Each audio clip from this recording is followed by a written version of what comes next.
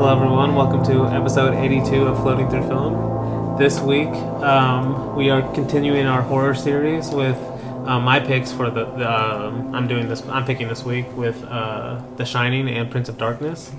But before we get started, let me introduce my hosts here, Luke. Hello. And Blake. What's up? And this week we have a guest co-host who, right before we figured out he's only been on one other episode. Yeah. But he's been on before, Weston. Hello. Howdy.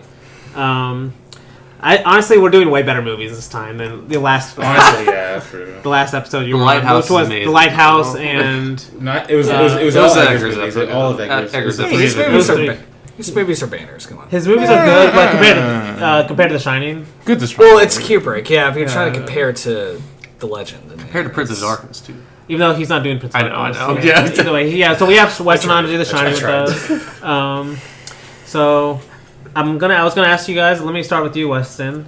What do you think of The Shining in general? Has it changed over time? Well, I think my opinions always stay the same. If not, that's what I love about Kubrick. Is always looking at other new details I never really thought of before. And it's always like I discover new things about his movies on each rewatch. So I've always loved this movie since the first time. It's probably in my top 3 horror movies, if not my favorite. I'm more into this, probably like you guys, into psychological stuff. Mm-hmm. Seeing how a father succumbs to madness, and just seeing that process, it just fascinates me. And just the artistry of Kubrick, it's ageless. Yes. Yeah. I'm sure we'll get into it. But yeah, I think that was well said. What about you, Blake? What are your thoughts on The Shining? Also love The Shining. Not my favorite Kubrick. Still. Sorry, that was my cat. Yeah, she's making a mess. She's fine. No, but it's not my favorite Kubrick. But it's still a great horror movie. One of my favorites. But I did like it more this time than I did last time. I will say that. I don't know why. I've always loved The Shining, but this time I did like it even more. I think it's just, honestly, pairing it with like Prince of Darkness is pretty interesting. I was thinking whenever I watched them both back to back, because it's kind of like Prince of Darkness isn't like a haunted house movie, but it kind of is, honestly. Oh, yeah. Definitely. And then The Shining is also obviously a haunted house movie. They're just like these single location like horror movies. But honestly, fuck, I didn't even think about it like that. But like, not even more haunted house. But yeah, I see the haunted house, but it's especially Shining. But more like they're both movies about places with like histories. That are like past histories that are like influence the people that almost like don't know, like they're unaware almost. Yeah, they're past history of the places. Honestly, I didn't even think about that because like Prince of Darkness is more about the church, what it's hiding and stuff like that. But yeah, damn, that's a good. I hadn't thought about it. No, because I hadn't thought about it either until I watched. That's literally what I was thinking more about The Shining. That this time was like, because usually I agree with what Weston was saying. Like the psychological aspects are a big part of the movie. Oh yeah. But this time I realized I was realizing more about how much the hotel itself had an influence. And I think one thing that made me realize it this time was like before I think this is like my 4th or 5th time seeing this. I've seen The Shining a lot, but this is the first time that I've actually read The Shining before seeing The Shining. Oh, you read it? Because no, I read the book like a year ago, and I haven't seen The Shining in like a couple years. So this is the first time after reading the book that I watched The Shining, and I actually like they're definitely different, but Kubrick does the book very well, in my opinion, too. So you disagree with the author? I disagree with Stephen King. Which one do you think is better? They're both really good. If you haven't read The Shining, if you haven't read The Shining, you need to read The Shining because it's really fucking good. It's one of the best. It's one of the best books are so books. long. It's one of his best too. Oh, okay. But I still think I prefer the movie actually because it does. I think the reason why Stephen King doesn't like it obviously is because it treats the author as like the villain, that's basically Stephen King. Oh, but the villain in the book, the villain in the book is definitely the house or the hotel more so than the dad. I mean, the dad is still like a catalyst for like what happens, but it's still the hotel. That's the That's it's main mainly villain. the hotel. But I also think the hotel's like the main villain in this one. That's what I started to notice more about. It's yeah. kind of more 50-50 in this one. Yeah. Like it's definitely. Kind of both. That's why I said I think he does it really well. Like he does. So. But I'm sure we'll get more specifics as we go through the movie. What about you, Luke? Yeah, of course I love The Shining, obviously. Of course. Like, it's kind of an obvious thing. Like, I feel like there's like, I'm curious if there's like a group of people that don't like The Shining. Like, especially cinephiles that don't like The Shining. Because it is kind of like a synonymous movie, especially with the horror genre. But I do love it. I kind of know this movie front and back. I think it was one of my first horror movies I ever watched.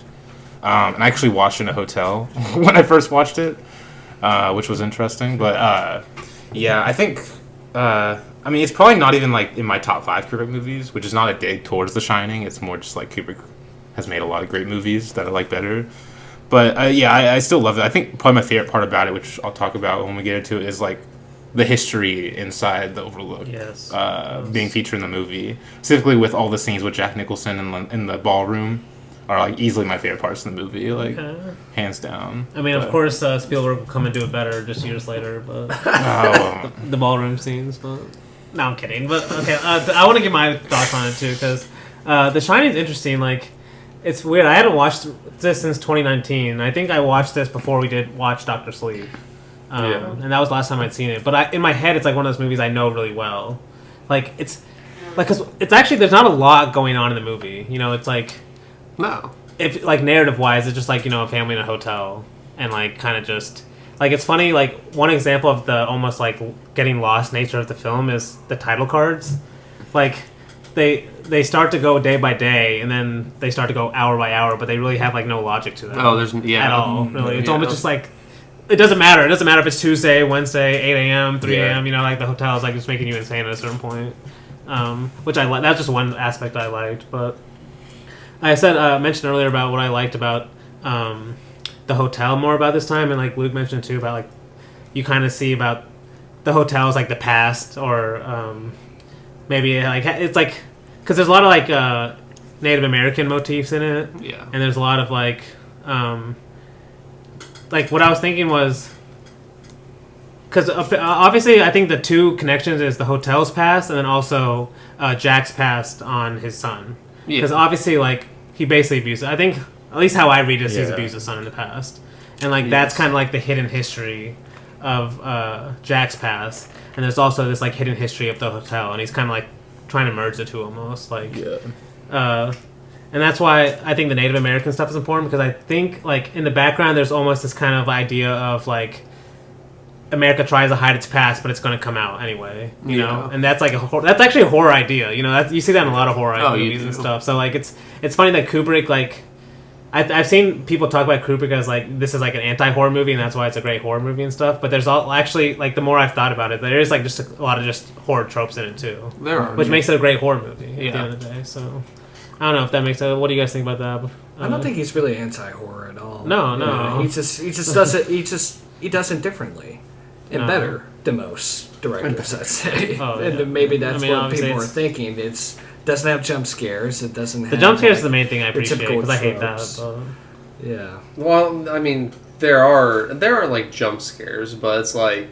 It's just like... There's actually one. There actually is one. When Dick Halloran gets killed. Yeah. And Jack comes out and kills him. But see, that's one that you know it's coming also, because like it's so obvious. You do know it, but it's still a jump scare when it comes out. No, exactly. That's one of the reasons why I think it works. Like, there could be a lot of jump scares for people in this movie because of the way he builds the tension and like the atmosphere. It's a very atmospheric movie. Like, the score plays a part, obviously, also, because it's like... It's one of the ones where I don't mind the score being played in the background, because playing a score like he plays in this builds the tension extremely well, especially for whenever it finally crescendos. But I will say another thought that came to my head is one thing I do like about this horror movie. I do think that makes it different than a lot of horror movies is like a normal horror movie. There's like a set of characters, or there's a main character, and you're watching whether or not they're gonna die, and you like there's kind of some stakes in it, you know. But in this movie, it almost feels like it's over from the beginning. Yeah. Like, basically right from the beginning, you know, like, Jack's almost like, especially rewatching this time, like, how confident Jack is that he's not going to go crazy. You're just like, yeah, it's already over. You know, it's like, this guy's already insane, you know, it's like, he has no chance. So it's that's the other thing. That's what makes it great. You're like, you can just almost sit back and appreciate him going insane, you know, in a weird way, instead of being like, is he going to make it out? He also does just look insane at the very beginning. He does. Like, that's what I'm saying. Like, he has no chance. Yeah. And, like, that's what literally the ending is. when you see him in like literally the picture of the hotel, it's like that's what it like. He's always been. Yeah, it was almost destined for him to go insane. Sure, like that's this. one of the reasons why Kubrick hired him, because he's got the face for it. Oh, dude! He's Not only got the a face, very creepy demeanor. not only the face, his body is so good in this movie. Yes. Oh, yeah. Like when he's like walking down the hotel like drunk for the first time, or like about to get drunk, when he's going to the ballroom. Oh, it's so good, dude. His body language, yeah. Exactly. But yeah, any last thoughts before we get into the movie specifically? Shelley Duvall. Shelley Duvall, yeah. Honestly, probably not even her best performance in 1980 though. Which one came first? Honestly, I don't know. Well, Popeye came out in 1980, the same year. Oh, okay. So- Stop. She's better. Oh, well. She's amazing She's in Popeye. amazing in She's Popeye, fucking yeah. great in Popeye. Honestly, I'll give you that. Because Jack. I just you speak know, my piece, you know. And Jack is She's the best. amazing. She's amazing in this movie. She's the best in that movie, and he actually. I don't know. She's the best in Popeye, I think. Like, They're both great roles. They're vastly different okay, roles, which I'll give her credit for. Yeah. She's amazing in The Shining. Yeah. I just wanted to like throw some pro Altman No. propaganda because I know we're about to Well, get. actually, I will say before we get into it, watching this is like the first Kubrick movie I watched after watching Altman, Okay. and I can definitely tell like just with the way he moves his camera sometimes. Like Well, yeah. I can tell like they were friends. Like they were. Oh, There's yeah. even one shot in this, and I know it's in my notes. Someone will get to it. Like, damn, what's the movie with like when they like? It's like about the two girls that live in the. Oh, Three Women. Yes, Three Women with Yeah. the mirror shot. Okay. Where you see yeah. like two versions of her looking at the girl. There's Yeah, a very yeah. similar shot in this one where you see a mirror shot of Jack looking at his son. Well, yeah. And he probably stole. I was like, he probably stole that from Altman. Honestly. Oh, yeah. He did steal quite a bit from Altman. Yeah, that's what I'm saying. Yeah. Like the camera moves and stuff. It's like, oh, okay, like, Yeah. Honestly. yeah. But I can see those two. And also just like the way they approach their subject matter too, like very detached. yes. You know. Yeah. Is also. 'Cause I think that's why like a lot of like the tension building works because it's not like they're very unemotional. Yes, I feel like at least their exactly. cameras are. So, yeah. But yeah.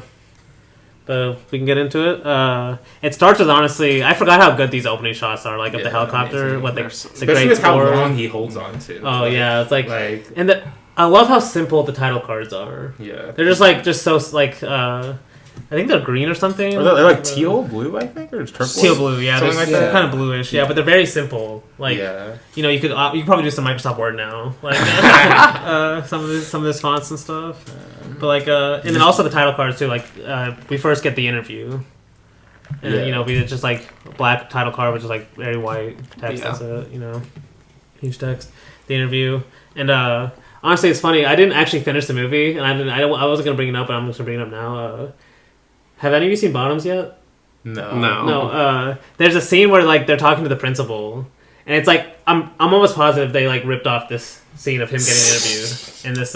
You watched that this week? I didn't watch the whole thing. That's the thing. Wait, I only why- watched like the first 30 minutes. Wait, why'd you turn it on? I forgot why. I was like, I'll watch the rest later, and I never actually got to it. you did But, like it. no, yeah, I wasn't liking it that much. I'll be honest. But anyway, I was like, because I remember, and I hadn't watched The Shining yet, and I was watching this, like, holy shit, this looks exactly like the interview scene.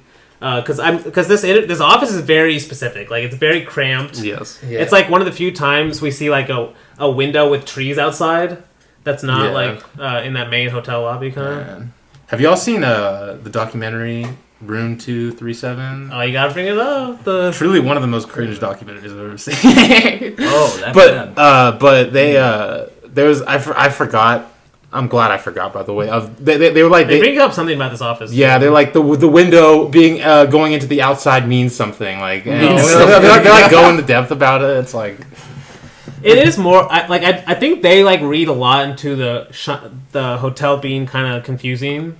Of like, oh, but Kubrick actually meant it like as some like deeper thing or stuff. Yeah. But I think it works well. Just like the hotel makes no sense. Like I because prefer it's like being, a psychological yeah. thing, from Jack's perspective. Well, Like, he's yeah, kind of I just prefer lost. it not making sense unless it like that. Like I said, with the title cards and the time frames that will show the up same throughout thing. the movie, and that's part of him succumbing to madness because it's like he's losing track. But then people wanted to be always some bigger thing, like like Kubrick was he actually. It's like was people trying to talk read about into the moon the landing. Star Wars Don't they talk about the moon landing? Oh yeah. In the documentary.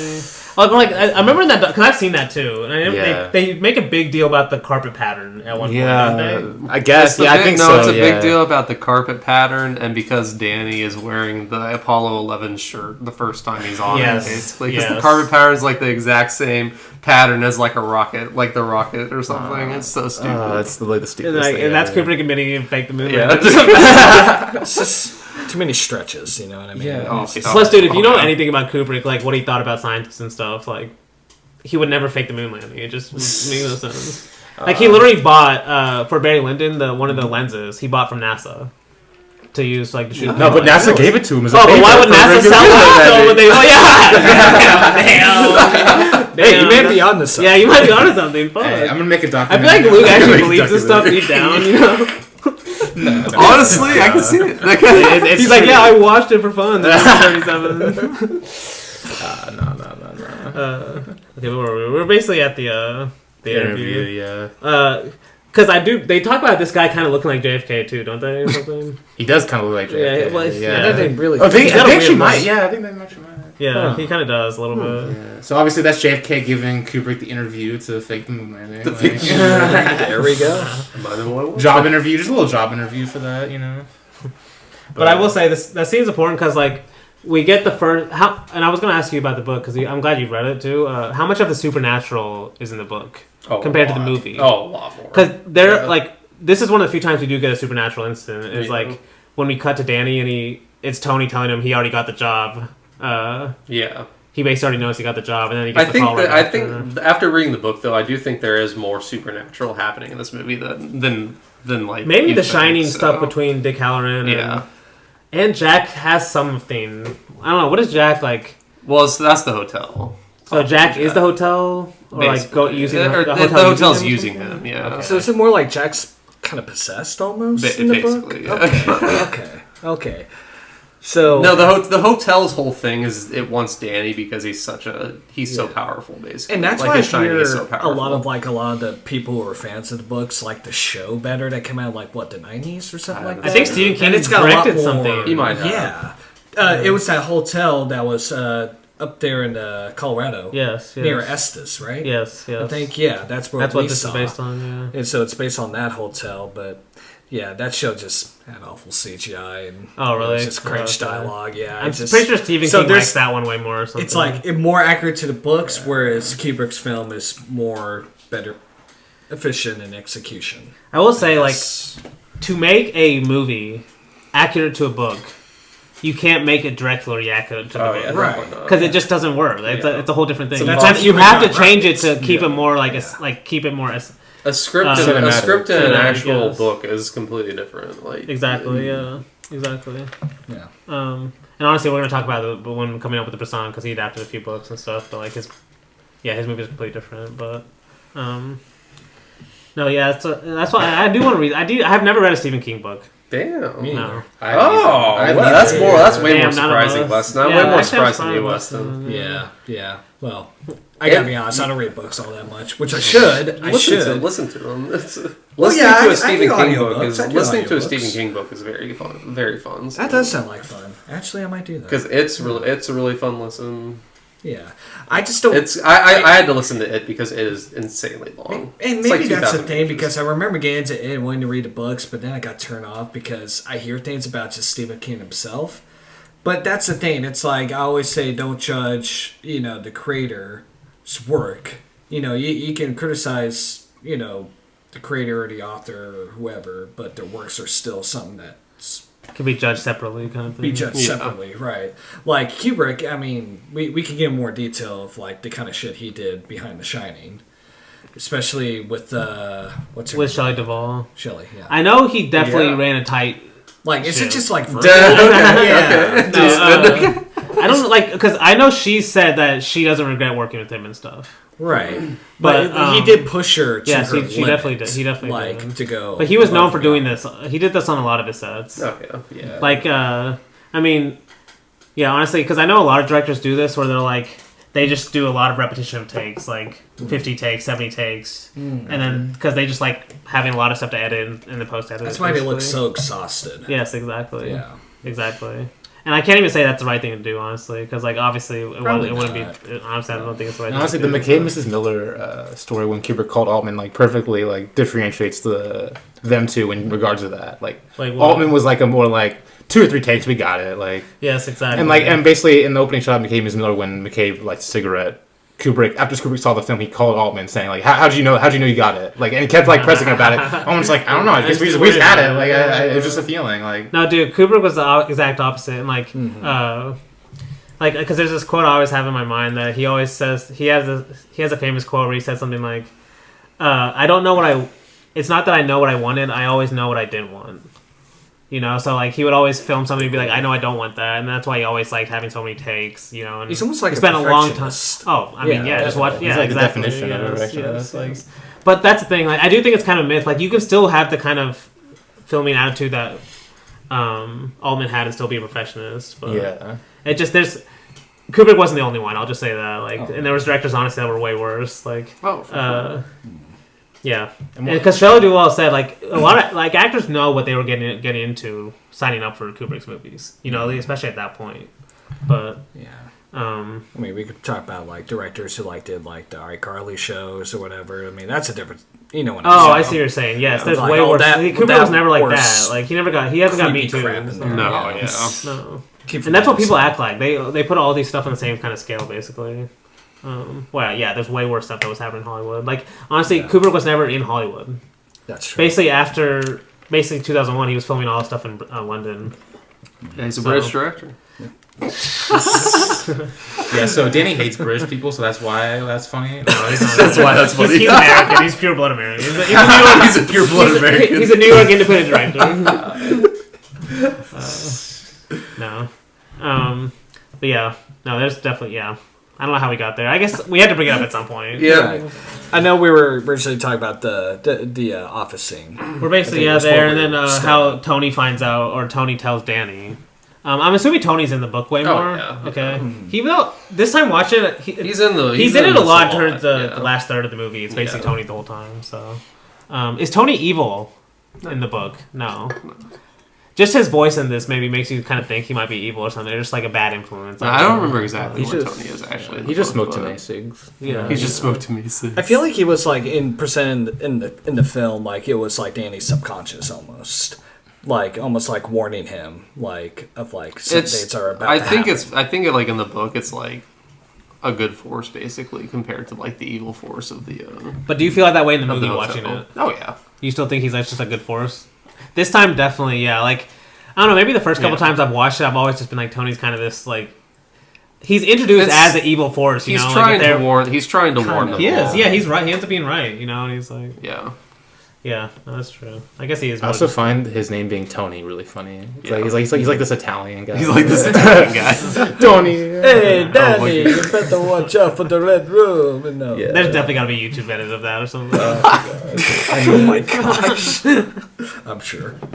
But we're actually at honestly one of my favorite like just small parts of the movie is when they're entering with the family for the first time. And I think that's the score I'm going to use for the opening of the podcast. I thought you just talked about the tracking shots. Yeah, the tracking shots. Yeah, these tracking shots, and then also in the car, like just like you can already tell like this is what I was saying, where you can tell the movie's already over. Like you can tell this family's already not like a good family, you know. Like you can tell there's already a lot of tension in the family. There's almost like there's like tension between them. Exactly. Yeah. With the dialogue exchange. Yes. It's like it's I literally unsettling. I put in my notes like when it cuts to Jack's face. And like she's asking questions, like he just looks so annoyed. You know, like he doesn't want to be like I want to kill this kid. Yes, exactly. Like that. And they're literally in the conversation they talk about is the Donner Party. Yeah, the cannibalism. Just a nice family camaraderie. Yeah, exactly. And he's like, I know about Donner Party. I saw on TV. And then the way he says it, Jack Nicholson's like, "Don't worry about it, honey. You saw it on TV." The way he says it is just so fucking funny. Something. Well, Jack Nicholson line reads everything to perfection. Oh, dude, that's what I was saying. He's so good in this movie. I mean, all that. Like, even Danny's really good in this. Like, because he has a lot on his. He's playing two roles basically. So, Yeah. Kind of. I mean, he is. That's why I hate people excusing child actors. Like, oh, he's just a kid. I'm like, yes, I agree. they can act. They can perform. But I will say, it's if a you lot of teach them. like actually most acting roles. It's usually the director what they're doing. Yeah. It's Like- what the director does is that they're properly trained or guided. Exactly. So it's definitely the director's fault if they don't perform well. Yeah. For sure. But yeah, I'll go through some of these quickly unless you guys can stop me. Like they get introduced to the hotel. Yes, we get sir. introduced to Dick Halloran. Yes, sir. Honestly, a great character. He is. I love And we're gonna see it later, but great apartment too. Great. Like honestly, some of the like I know exactly. dude. I mean, Kubrick doesn't. He uses he's known for the zoom shots, his zoom in and outs. Yes. But he saves them for like shots he really likes, and he Yeah. uses them on that room. Yeah, he does. Some great shots of his room. But anyway, yeah, Dick Halloran. We get this is where he it's basically actually for how long the movie is. It's a very fast paced movie. Like, It is. Oh yeah. Right away, we It's get really well. Danny and Dick Halloran. They know Their that they connection, shine. yeah. And it's like not that surprising to Danny. It's like no, he's not freaking out about it or anything. So it keeps the pace pushing basically. Yeah. But then- There's something always happening in the beginning. Yes. And then a good way, honestly, a good way now I'm thinking about it, to cut to like 1 month later in a hotel is to show Danny already knowing though like how to get Yeah. around, and it's like on the famous Steadicam shot Yeah. behind. So good. Yeah. Honestly, you know how he got this shot? Like I know they invented this is famous. The camera operator for this movie is famous for inventing the Steadicam on this. okay. It's like. Because Keep it very low anyway. I know they had some kind of he's Steadicam, not- but it's a very low. Because he's not only Steadicam. following him, but he's also making these multiple exactly. turns. Like And What's dude, funny if we is- had done this podcast like 5 years ago, I would have known way more about it because that's when I was like a huge Yeah. Kubrick character now. But No, Danny was he was like pulling him along behind the scooter. He had massive quads. okay, yeah, makes sense. Yeah, he was a future The Olympic sound athlete, the sound in this was insane. I love the sound of the tires going over everything. It's honestly soothing. Yeah, Because it I can't is. explain oh, it. it definitely is. It's like ASMR. It So is. I'm like, I could listen to that all because day. it switches. The sound even Yeah. switches when it goes from the Honestly, wood yes. to the There should be carpet. a Steadicam. That's why I it's mean, so like ASMR. there should be an extended cut where it's just like a 10-minute scene of him just going around the whole hotel. Dude, That's the director's cut. I paid good money for that. Yeah. You're right though. It's very satisfying. It Like is. to see the camera. That's why, especially at the time, like a Steadicam shot that's that low was you basically couldn't do it. That's going that fast too. Because if you think about how big these cameras are and how big the rigs are and stuff, like there's a reason why they're usually at a certain level when you're watching them, especially in the 80s and stuff. Like nowadays, cameras are really small and stuff. But, What's the picture of the guy who's the big IMAX camera guy? no one? No. His camera, the guy that does his camera. Hoyt Van Hoytema? Yeah, because there's that picture of him with a giant IMAX. I've seen that like picture, this, yeah. like just, Damn. like just Or have you seen a rolling it. picture of like Cillian Murphy in the hospital bed? Oh, he has like two IMAX cameras above him. And, like no one's just right there. Yeah. Oh, that's wrong. So cameras are not just getting smaller. No, or for IMAX. Yeah, I know. It's like, like, bro, that's what I'm if- saying though. bro, Like if that's this why thing- it's more impressive. It's like, bro, if this thing disconnects, like Killing Murphy's dead, bro. Killing Like, Murphy's dead. At least his face is getting messed up. At least, like. But anyway, though, it's a very satisfying shot. Like, It is.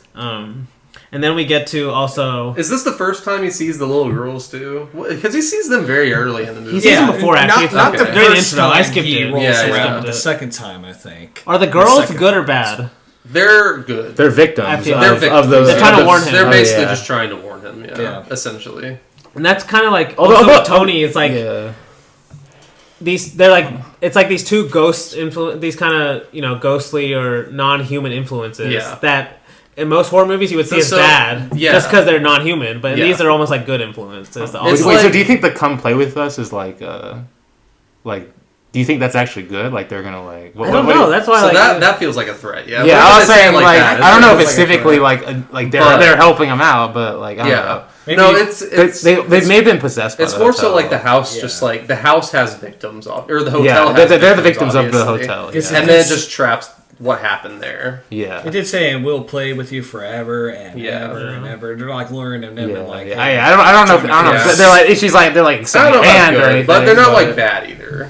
I mean, yeah, they're tragic. Like that. Okay, Like, so what about, there are some evil ones in this, obviously, Yes, they and are. there are some Yeah. like not as bad ones, basically. Oh, okay. So you're saying they're just neutral, like not even good though, like not. I don't want to say they're not like. I don't want to say they're good or. They're more just bad, ghosts, yeah. kind of like stuck in a Yeah. hotel. Yeah, They probably want a friend. maybe. Yeah. But we get to we're like back in the narrative. We're kind of at like this is actually just another funny scene where she comes and wakes him up like I think 11 a.m. for breakfast. So you can tell this guy's just like not doing anything. Yeah. I can relate. He says something like he doesn't have any good ideas, and she's like, "Well, something will come in just a matter of time."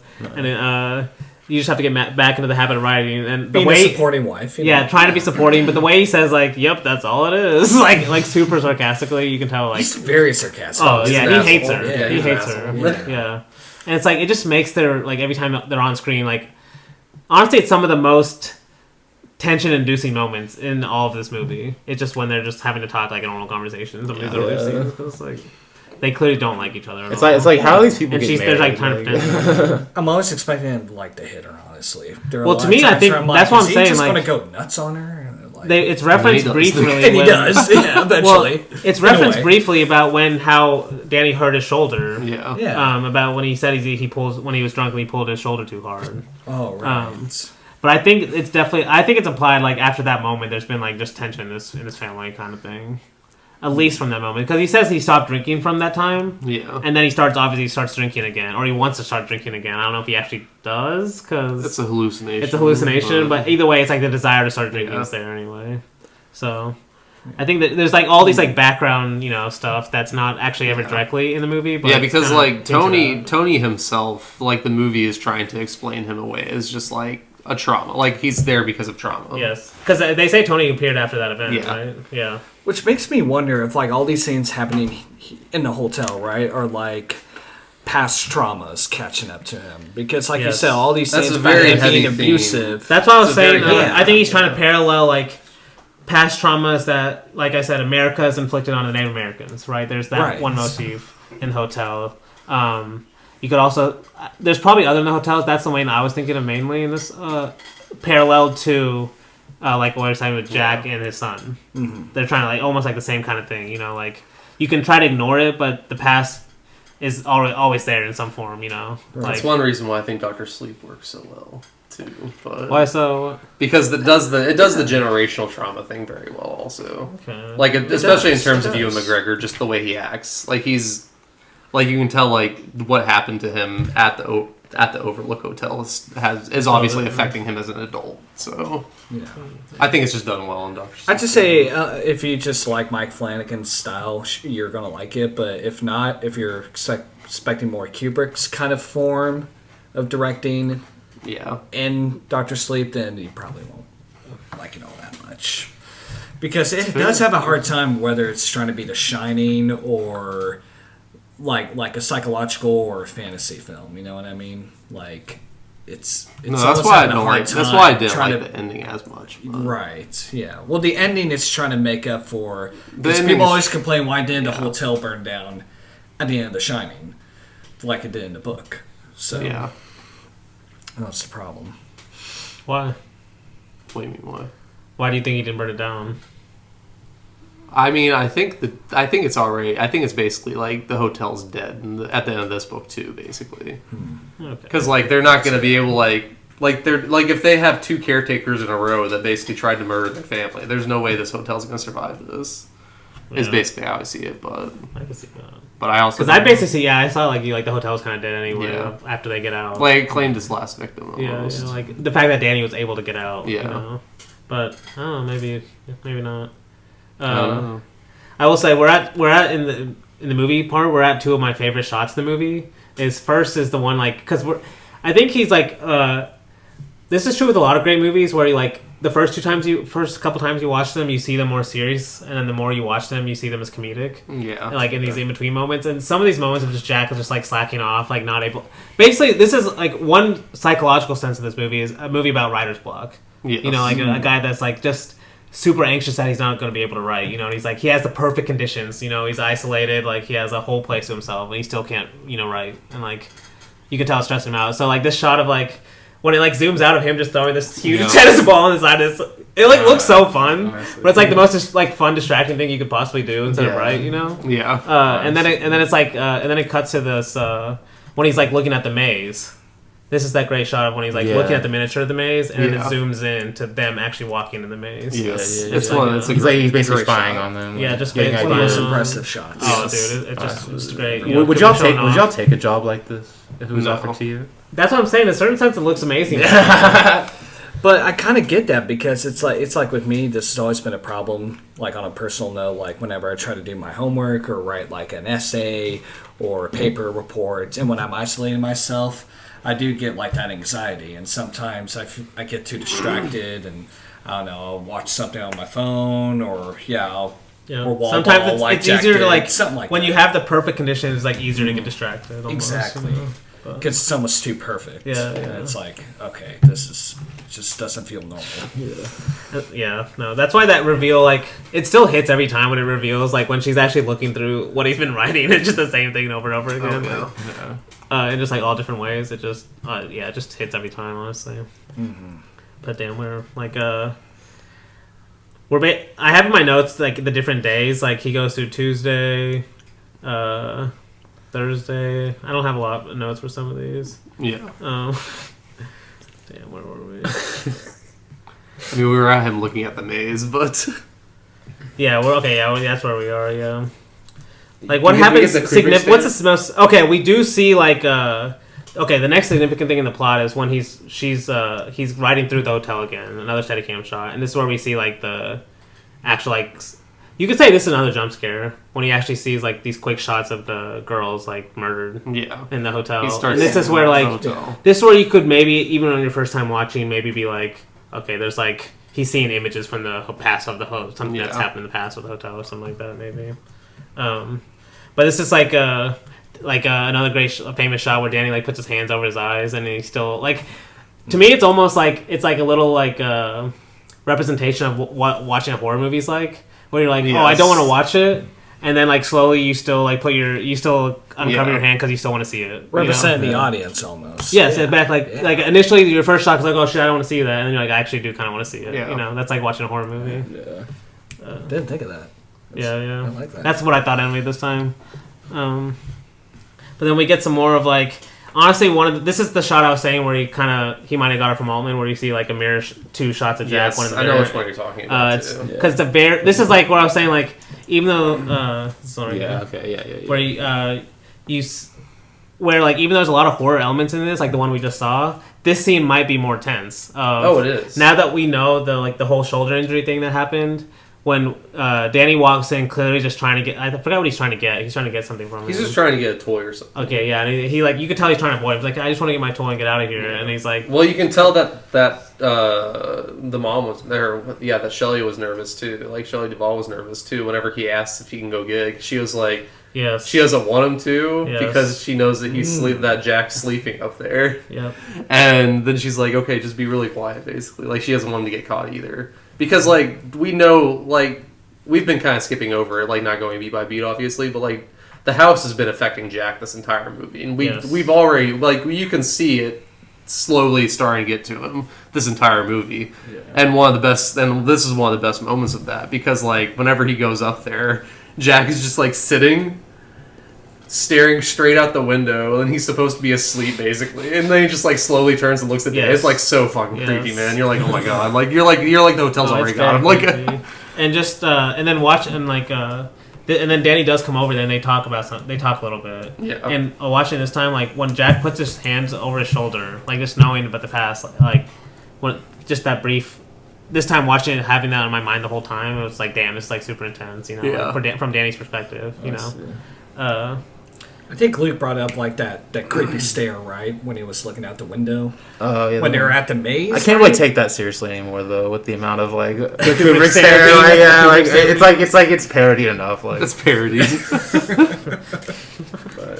Jack has some great creepy stares in this though. But it's still creepy. Like when I look at it, like you said, kind of relating to like in the back of your head, like him pulling Dany's arm, and then it's also like it's the hotel is just driving him crazy. Also, it's like hilarious. He's like out of it. Well, it's also just like horror hits differently whenever you can see it in broad daylight too, and a lot of the scenes of Jack going crazy seem like they're happening in broad daylight, which is awesome. That's actually a good point. Yeah.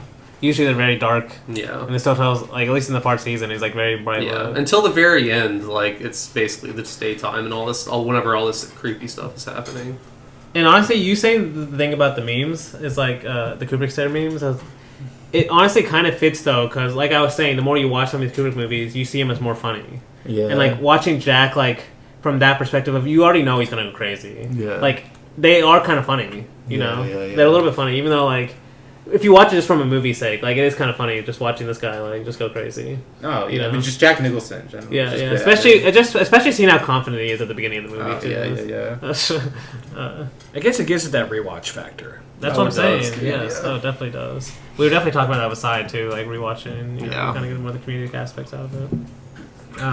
But the next part we're at, like that is kind of important, is like Blake mentioned about the hotel influencing. Is I think Room 237 is like the best example of that in the movie. Yeah. Because and then in this scene we get like back to back. I think of Dany first. I think Dany first goes in there. Dany goes in there. Yeah. And then like, is it Dany goes in there? And then Jack goes in. He tells Jack, and then Jack is like doesn't believe him. No, he tells Shelley. Yeah. Shelley, No. She like goes into Jack whenever he's like working basically, to I think like give him something to eat or something like that. And then Dany like runs in, and he just has the mark on his neck, and that's whenever her personality changes because she thinks that he did something to him. Yeah, and then Jack's goes like to get a basically drink. That's basically whenever Jack himself kind of just breaks down because he's like, no matter what I do, basically, she's always going to think of me as the guy that abused her son. Exactly. So. That past incident, basically, you can't run away from it. Yeah. His arms swinging, walking down the hallway. That's what I'm saying. That's what I'm saying. Yeah, I love it. Yeah. But this next scene is like one of my favorite scenes.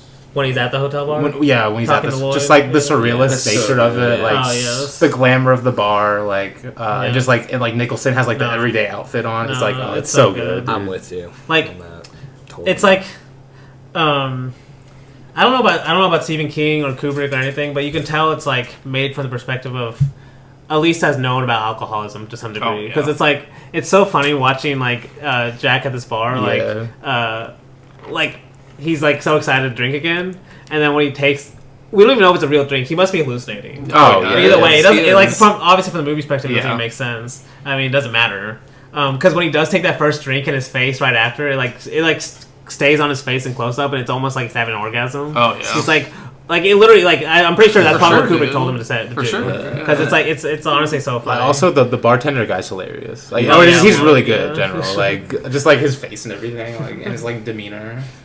But yeah, no. And I think does he go? No, we're kind of getting a few intercuts in this because like he's at the bar and then we cut to this is the zoom out shot with Dick Halloran. Yeah, kind of like.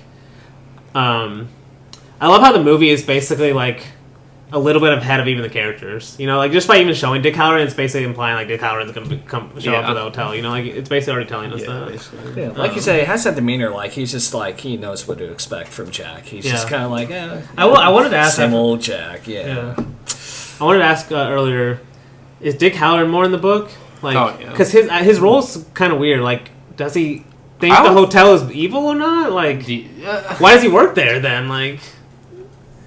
I'm trying to remember exactly why. I do think he a lot they have a conversation earlier in this movie where he's basically talking about the hotel and like Dany might see something, but not to worry because it's not real basically. He says the same thing in the book basically, but I think he basically underestimates. I can't remember if he like underestimates in the book the power of the house or of the hotel or not. Or the power of how much it wants Dany, because like I don't know, it's just like something about like he basically didn't think it would like actually go this hard to try to get Dany, because he didn't realize how powerful he actually was apparently. But because it seems like he knows about the hotel. I also don't think he dies in the book. I think he lives in the book. I think, but I know there's a lot more people that come also than just Dick, I'm pretty sure, in the book to help. Because like whenever he gets that snowmobile or whatever, that's like a whole chapter in the book. Basically, is like him talking to his friends in town, and they go up to the hotel with their snowmobiles or something like that to try to rescue them. I can see that. I think there is like an alternate cut to this ending too. There's like an alternate ending film. Oh, really? I know you can find it on I didn't know YouTube. Of like, I think you actually see Shelly and Dany on the snowmobiles, like entering like a police station or something. I think I've seen that. Yeah, I'm pretty sure I there's remember. something. Thank God he didn't keep that in. Thank Yeah. God they keep that in there. But anyway, we're honestly at one of the funniest but also scariest scenes of him seeing the hot woman in the bathroom that turns into this like Yes. disgusting old woman. Yes. Like while he's kissing her and stuff. She's not that hot. Oh, okay. I've seen better. Like for a Jackie, she was. Poor Jack, I guess. Yeah. But actually, to me, it's like the scene is more important to the fact like Jack has basically fully embraced the fantasy. Like he doesn't care that he's hallucinating. Yeah. You know, he's just like, I don't care at this point. You know, he's like, yeah, he's just like willing to. He like openly goes in the. He's just like excited to go in the room. You know. He is. Yeah. Oh, he's excited that she's in there too. So, No, exactly. Quality analysis here, you know. But he's he's drunk. You know, you can't blame him. And he's alone. Uh-huh. Actually, he's his wife. Anyway, let's continue on. What makes you think Jack didn't say anything about the woman upstairs in the room That he doesn't say. to Shelley's character, to Wendy? Oh, why he doesn't say anything? Like about it? why he said lies? there's no one up there. Yeah, why? why? Yeah, that's what I'm trying because to he's figure out. already a part of the Well, house at that that's- point. It's more Or the like hotel. he's willingly accepted this fantasy at this point of like, you know, he's like, I think at this point he's started drinking again, basically. So that's almost like him lying about drinking to her. Oh, You know, and why he's kind of like almost like inversely saying, "Well, I think Dany did this to himself." Danny did this himself, and he's Yeah. trying to reverse the blame on her too, because he does say like, Oh yeah. right, she tells him, Danny just saw something crazy in the room. You need to go check it out. And he says, "Are you out of your fucking mind?" And he says that to her like right after he's the one like literally out of his fucking mind at this bar, like drinking fake alcohol. He says that to her, and so then obviously he can't come back and be like, "Actually, yeah, I just saw this like insane thing in this room." Well, and I also- tried to make out with it too, by the way. So. And I did make out with it. Yeah, and I did. Not to mention. Yeah, basically, I think that's why he's trying to lie. I think at this point it's basically just like saying Jack has already entered into this contract with the hotel, like Oh. to like Actually, yeah, illustrate- he's based on that hotel Yeah. side. now. Well, because like he's already taken the drink from the bartender, which is obviously the hotel, and then like he's already like tried to make love with the hotel before seeing what it actually was. But All right, so because like we don't have another scene with him in the hotel, and I'm saying the hotel is like an entity Yeah. until after he gets locked into the pantry, right? we're actually at the No. scene I was going to mention is It's what right about this? before that because it's when he goes into the bar for the second time. Yeah, that's what I was that's right this before bathroom that. scene. That's where we're at, basically. Which Yeah. this is okay. This whole This red sequence, bathroom. him walking into the ballroom when it's crowded, and just this whole Yes, plus the yes, bar. This is all like this. this is my favorite part of the movie. Just Oh. in general, like This is where I think it goes exactly what you're saying, though. Is he's fully in the hotel side? Oh, he's like, on a He's This entered- whole entered fantasy into is a contract, yeah, but like yeah. you like all the stuff he's seen in his head. You know, like Yeah. it was first just a single guy, now it's like a whole ballroom. it's just people, yeah, you it's know, he's fully like yes, into the exactly. like in this it's ghost world or whatever. surrealist like. yeah. Very quick question. Like, I never understood the symbolism with the beautiful woman and then turning into like an old zombified hag. I guess you could say. Does that happen in the book? Like, What? That scene? I'm Oh, trying yeah, to I'm understand the pretty sure it deeper does. mean of why it transitioned like that. That Well, I mean, specific the character. hotel job looked appealing at first, and then it kind of turned a bit sour. Oh, I guess maybe that's Something like, like the that. obvious Like one. to me, it's almost like okay. yeah, like The hotel honestly, like how itself. alcohol This- is. yeah, You know, how deceiving it is at first. It might be appealing, and then exactly. afterward, okay. That kind of thing. Yeah. Yeah. I was almost That kind of wondering idea, about anyway. that. Okay. But Yeah, this whole sequence is so good. of the Let's get to where the he good talks stuff. to the other hotel guy. What's his name? Oh, what's his name? The butler or whatever. I forgot his name. It's a great name. Yeah, honestly. no, I forgot his name, but Yeah, the other caretaker Lloyd. or whatever. no, yeah, that's Lloyd's why- the bartender. This is Oh, the other Lloyd's guy the he talks to bartender. in the bathroom. This is the Oh, caretaker. oh, yeah, this is the other Mr. caretaker. The other caretaker. Don't remember his name. The guy that also killed his daughters. Yeah. The one, the Gilbert previous Grady. one. No, Gilbert yeah, Grady. yeah, Oh yeah, my great God, name. Mr. You're right. Grady. Yeah. It's a great name. And then he's also Yeah, when Jack's like, I know who you are. You killed your family. You murdered your family. Like the way he says it, like you murdered your family with an axe or something. But like he initially declines it, and then just slowly like he does decline. He's like, I don't know what you're talking about, sir, or something. And that whole sequence is the bathroom is just insane. Honestly, like the bathroom looks insane. Oh yeah. Whenever they go and talk, the room 237 people were like making a big deal about like the bathroom. Like when they go into it, it's like where they're standing is actually initially where they like initially ran to each other, like geographically. Geographically, that means something. And oh my gosh. Anyway, we're done talking about them. Okay. I wonder if Kubrick. Wait, when did that movie come out? I don't think he was. It was like 2000s. Okay. I think. Yeah, he was dead. Damn. He probably hated Good for him. He probably hated it whenever wherever he was up in heaven. Experienced that nightmare.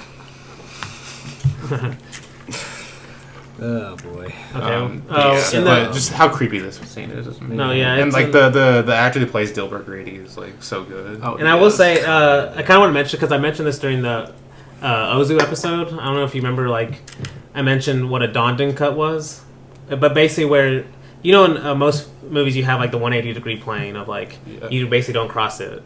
But Ozu would cross it all the time, even during dialogue scenes, to kind of like just jolt you a little bit. Yeah. But Kubrick does the same in this. Yeah. With the way they're two talking, the way they're talking in this movie, this scene basically. Yeah. It makes it obvious. But it's the same exact cut, but it's like used in a more horror way. Yeah. But it's almost the same kind of thing Ozu's going for, just to kind of jolt you. Yeah. And it really does, because you're not used to that kind of cut in a traditional I also forgot how long this scene is. Too. It like goes on for like quite. It does, like, yes, longer than I thought it. Like I remember going on. But the thing is, it's not like it drags because you're just you're invested in. Oh yeah, that's what Kubrick does well. Is like he draws in the audience because the dialogue is that important and it's all that tension and it's like holy shit. Yes. Despite how long it is. Okay, but the next the next kind of big part of the movie is when Wendy comes in and sees Jack's like I mentioned earlier, all the writings. One of the best reveals in the movie. Reveal, Yes, the best reveal in the movie. And kind of like, honestly, because Jack has already been kind of going insane for like 20 to 30 minutes of this movie. And this time watching, it's like, I forgot how quickly it happens. And how long of this next half of the movie is just kind of watching the downfall. We didn't really mention the butler told Jack Nicholson to kill his family. Does he? Well, I mentioned that he entered into a contract with the. Yeah, it was almost telling him what I did is what you should do. Basically saying like, "Oh, your son is like a danger to the hotel. He must. He needs to be corrected or something. Yeah, he needs to be corrected. I corrected them. Talking about his daughters. Yeah. Yes. Such a good scene. I know. Like I do love the reveal or like the shot of like basically Jack walking up behind her though, because like whenever she's reading. You see it just like the camera's just like looking up at her and then cutting back to like the paper, but then whenever she's like just looking at it, it cuts from behind for like a shot from behind, like it's slowly creeping, the camera's slowly creeping up behind her. And it's just like, how do you like it? I think something like that. Yeah, something like that. So good.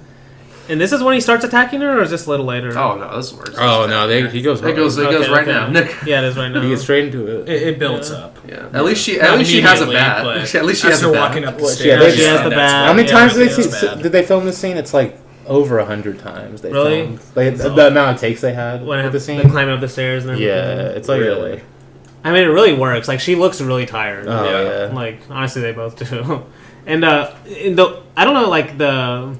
Whatever body double they use, or like the wooden, whatever fake body they use when he falls down the stairs is so good. You can kind of tell the cut right when it happens, and it's like a little wooden right when he's falling. It's like too stiff for a body to start falling like that, but it works. It works. I kind of love it. It's honestly, that's another thing related to some of John Carpenter's stuff is like, I love how practical, like overly practical some of his effects are. Oh, yeah. Like in a good way. The Thing 4 is a great example for that. Holy crap. Which one? The Thing. Oh, The Thing, yes. Yeah. The Thing, yeah. But the wood double is an allegory for the Indian, Oh my god. I'm not gonna. But then she basically puts him in the cooler and stuff. Yeah. Right? And this is actually another supernatural moment in the movie. It's also another great shot because it's like basically cameras from Jack's point of view still as Wendy's dragging him. I do love that shot. And I was gonna say this is like maybe the only kind of like real supernatural moment in the movie. This is the moment where you realize what Dick was saying was like not real, was not right, or was like false, because he told Dany at the very beginning, he was like, "Don't worry, none of it's real." Yes. And then like at this moment, you realize the hotel actually can affect the real world in quotation marks, like because it opens up the door. It opens up the door for him, like. And there's no other explanation given for that, I don't think. Yeah, no, it's just the hotel. Yeah. Unless there's any, like, is there any other theory for that? Because I feel like that's the only time we get this kind of, like, Jack's fantasy actually being real, in terms of the real world. Yeah. Because, like, then you could be, if this is real, you could also be like, he was drinking real alcohol. Well, that's why I mean, like, yeah.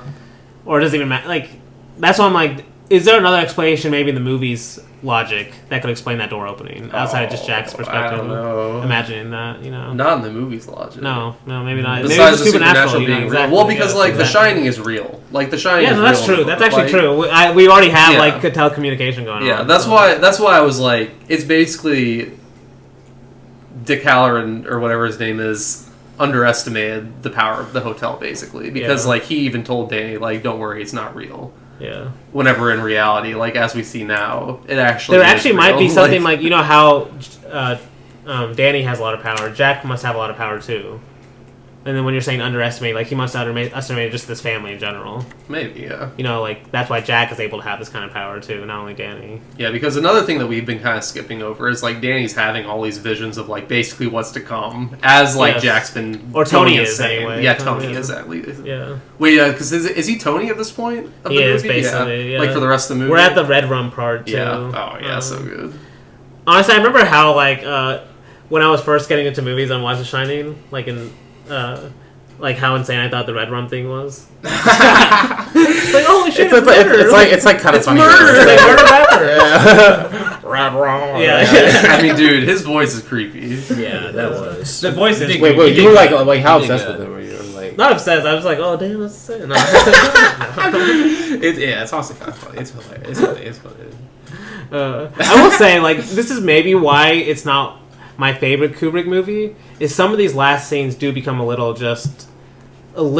plot like chasey. You know, like he's chasing a bad guy chasing a good guy. I mean, it's definitely. You think a guy giving another guy a blowjob in Animal Mass is like straightforward plot? No, I don't. So think funny. That's just making sure. I'm just making sure. That just must be like now everyone. No, it's the hotel. Yeah, it's the hotel's power. It's fully out now. Yeah. Like, the hotel is it's like fully unleashed. No, I see what you're saying though. I was just joking, but yeah. No, but I do like those. I wish there was more of that kind of stuff. Just honestly. random like hotel serial stuff that happens. Honestly, just like go all out. Honestly, yeah, that'd exactly. be crazy. Just to confuse your brain. But it just becomes a lot. We like have to wait for Ready Player One for that. Oh yeah, I forgot. yeah. It comes stay seated. But it comes a lot of like the here's Johnny, which is good and stuff. So good. But like I love it. It's I like the more atmosphere stuff of the tension building more than the honestly payoff. But this is the payoff of the atmosphere, which I don't like. It's gone. It's just like I'm too exposed. It's to a little long. It's a little long for me. But other than that, I do like though. This is one thing I do love about this movie and why Kubrick was great.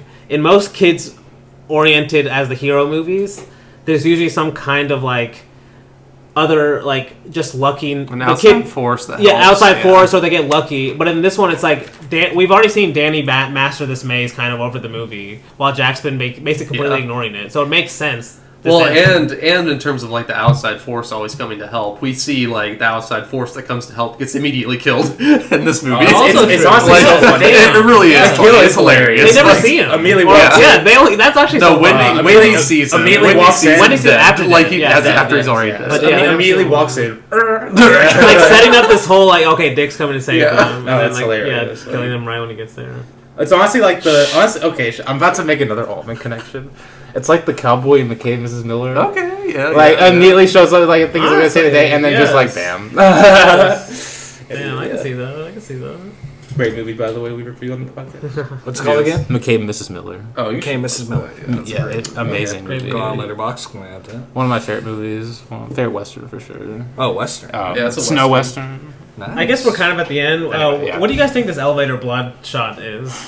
Or Well, is it? I think it might have been book? way more effective if we could actually see Wendy running Well, into this them. kind of helps connect the Native American stuff, which actually is the one because like subtext in the movie that actually makes sense. I agree, Oh, yeah. and I think it makes like people think like the blood's like supposed to be like the blood from the Native American yes, like genocide. yes. Like it's supposed to kind of represent That they've been trying to hold back. That they Of can't. course, connecting that with the other things we talk about, like Past the past. Yes. Maybe the curse itself, like almost visually maybe. represented. Or kind of just trying to hold back all this blood, like loading the blood on their hands, kind of thing. Yeah. That's good.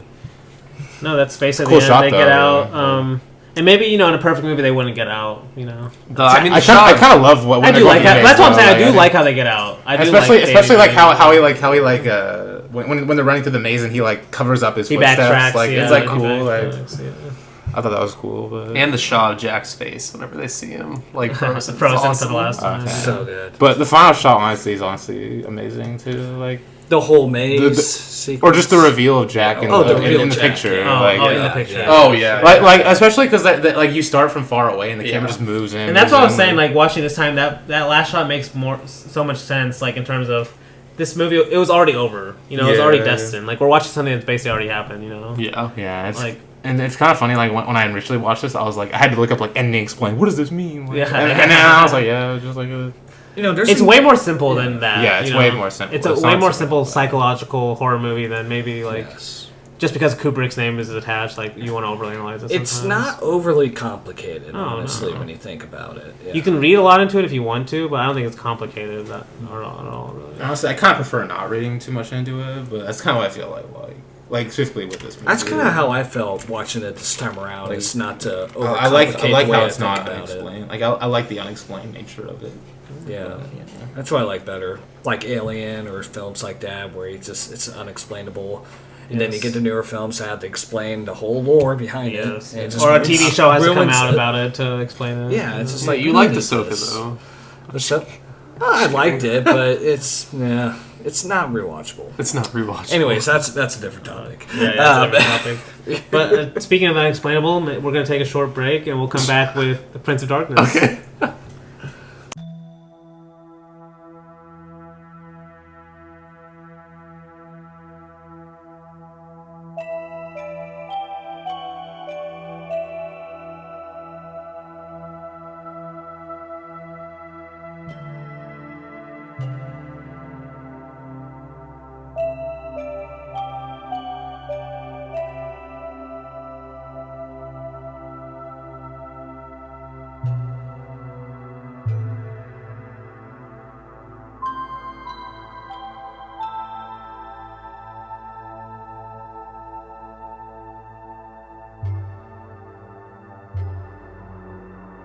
And welcome back from the break, where we will now review John Carpenter's what year is it? Damn, I just 87. 1987 Prince of Darkness. Is this okay? So we talked about 3 John Carpenter movies last year: Yes. Cigarette Burns, The Thing, in the Mouth of Madness. Yes. Apparently, he considered this movie, Prince of Darkness, The Thing, and In the Mouth of Madness, his like Apocalypse trilogy. Oh, okay. So yeah. Which is and they're all perfect. So. They're all great movies. Yes, very great movies. But Perfect. but now that we've watched all 3, now that we've actually watched all 3 on the podcast, which one is your favorite? I mean, still In the Mouth of Madness for me. It probably always will be. It's my favorite. Like but- right now, it's probably The Thing, but I could see over time Prince of Darkness being better. Like me liking Prince of Darkness more. It's funny. I think I like them all like basically the same. I mean, honestly, that's how I am. like too, they're all but- they're all like different genres, and they're all very different movies. Honestly, In the Mouth of Madness is like a tier below. Stop. I just Oh my rewatched it God. too. That's just It's a bad. good terrible movie. It's a movie. good movie. That's like, And it's weird that he said those 3 because Wow, he they live blended his own- blended reality and fiction better than anything Fellini ever did, and you're saying this? Oh, damn! All right. We'll just let that sink. I haven't thought about that, but it's just not correct. That's the problem. Like, okay, I'm because just I wanted gonna to. let the stupidity of that scene speak for itself. Damn, that was crazy. That wasn't exactly because it actually fits for In the Mouth of Madness too. It's a great. Exactly. It's a great movie about a guy going in the Mouth of Madness. Exactly. But it's funny though he mentions those three as Apocalypse because They Live is based on an Apocalypse movie too. It is, yeah. And a lot of his movies have that theme. They Live is like a tier. And that's his other perfect movie. I think he has 4 perfect movies, and those are his 4 to me. The thing. Honestly, They Live is like a tier below all of those. It's not perfect to me, but I still love it. I know you guys don't. But And then Big Trouble in Little China. I need to rewatch that one. That's one of the ones I need to rewatch. I didn't love it the first time I watched it, but either way, I think I also wasn't massively into kung fu movies back then, so I think I'll like it a lot more this time. He is a very wide-ranging director. He is. And even those, I guess those 3 movies we would all like. We're considering all those 3 movies horror. The 2 we did last year and this one, but they're also like so different. You know, like they're all very different types of horror. Yeah. And this one is, it's definitely horror, especially the second half. But I like watching it this time. The first maybe 45 minutes, 30 minutes, 30 to 45 is a lot of setup. It's just a lot of characters interacting. You know, like. A lot like the thing.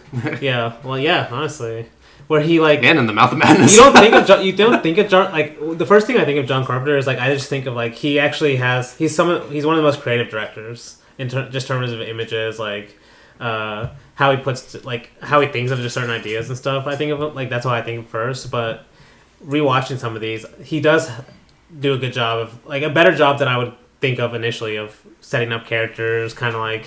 Showing you wide-ranging personalities, like even like giving you good character introductions. People are just going to die anyway, you know, which is not a horror feature. Usually, like the people that are introduced are the people that are going to survive longer in the movie. Yes, but in this time you get a lot of different perspectives.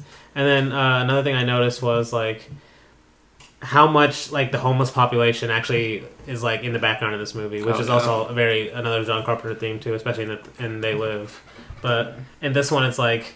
It's funny, like watching all the college kids come to this like abandoned church for the first time, and they're just like the homeless people are basically like zombies. Like they're literally standing in formation like zombies, and they're just ignoring them. They're like kind of scared, but not really, you know, like basically unaware of what's happening to them. And that's kind of like the overall theme of the movie is like these people really don't know what's happening to them. Yeah. And like they keep seeing stuff, and they're trying to rationalize it, and then like. It's just something worse, you know. That keeps happening to them. Like every time they try to rationalize, this one's definitely about like science versus religion, basically, and like science trying to rationalize something that can't really be rationalized at the end of the day. So, and I think it's like how both things are about trying to rationalize something unknown in your head. Even religion is like that for a lot of people. You know, explaining why certain things happen and using religious words to explain it. You know. And you can see both the priest and the scientist doing the same kind of thing throughout, where they're like, especially the Asian American guy, I forget his name. I forgot his name too, yeah. But he's so funny throughout, because like, he's the guy, like, there's actually, I've noticed, in They Live, this is also a theme of it, where it's like, there are certain characters that just don't want to accept what's happening, literally as it's happening the whole time, and like, that's, but that, like, he's that character in this movie. He's that character in this one where he just doesn't want to accept what's happening. As like literally, he sees. Is everybody believing this? Yeah, he says a line like I was just looking at my notes. He has a line like, "Are we stroking ourselves off here, guys?" Yeah. So I remember whenever that scene came up last night because I died laughing. They're funny. He's really funny, but it's just like these characters like that's like. That's why I said, you know, before we went to break, like about how John Carpenter's movies about the unknown or unexplainable. It's like. I think you mentioning science and religion those are 2 ways that we try to explain the unexplainable, and sometimes we still do a really bad job. You know, like you know another movie that's a funny comparison that like also is about that, Stalker. Yes, which I will do an episode on that someday. And I don't want to get into it. I don't want to explain it, but no, that Stalker's definitely about that. Yeah. I was just thinking more like you could even say Stalker specifically, kind of like this movie too, about going to the single place. Yeah. As like this unknown, like even that one's more like they're hoping for something positive maybe, or they're kind of scared. Like, well, that one's more ambiguous, I guess. Yeah. Versus this one's like more pure evil. But it's kind of funny, just like comparing. No, yeah. No, because I definitely do think they kind of have that theme. But were you gonna say something? Or? No. Oh, okay.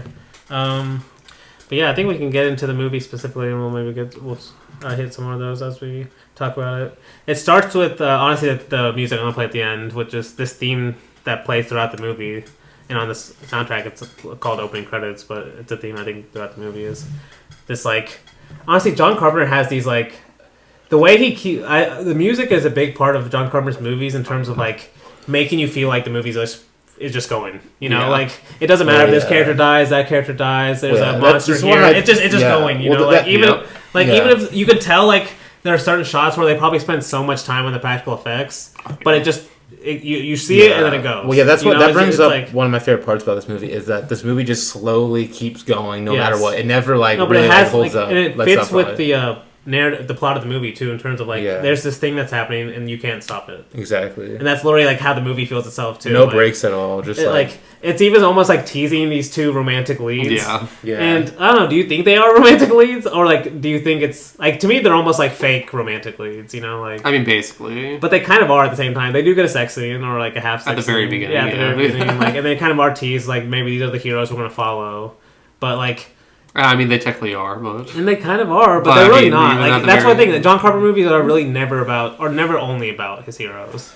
Yeah. And this one, it really doesn't feel like it's about them anyway. So it's not about them. Yeah. No, it's honestly more about the professor. Yeah. The Asian professor, and then also and the priest. Those two.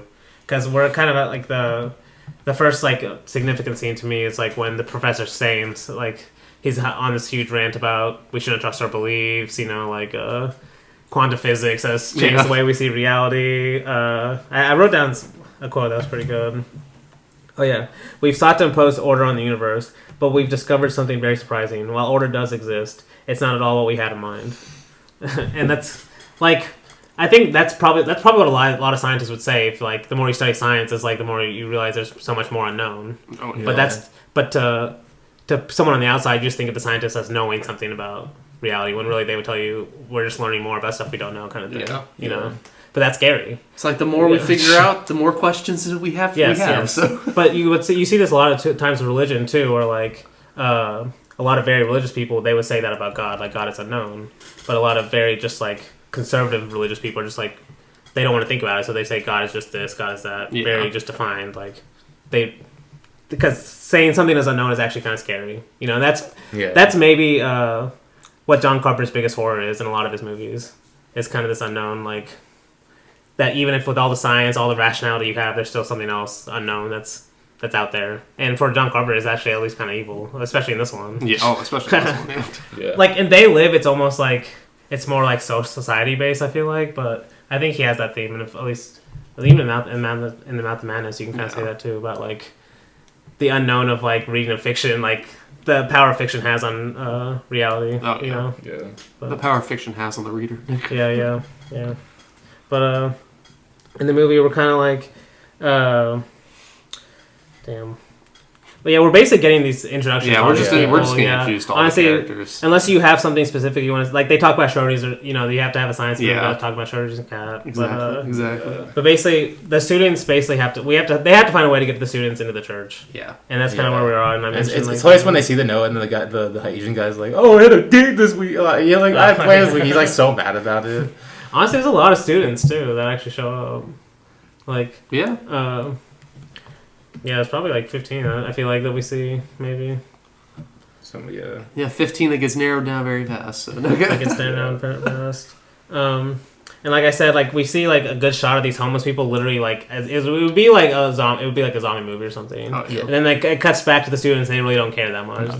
Okay, Jordan Peele had to have seen this movie before he made us. Like it's like honestly for us. It's literally uncanny how they like act. Oh yeah, I've seen him. He's definitely talked about John Carpenter before. I feel like I don't know. I'm pretty sure. Probably though. I mean, oh no, he literally because someone on Twitter tweeted out, "Oh, Jordan Peele's already made 3 movies, and he's like he's like already like the best horror movie director of all time." And Jordan Peele himself quote tweeted and said, "Calm down, son, calm down, put down the phone."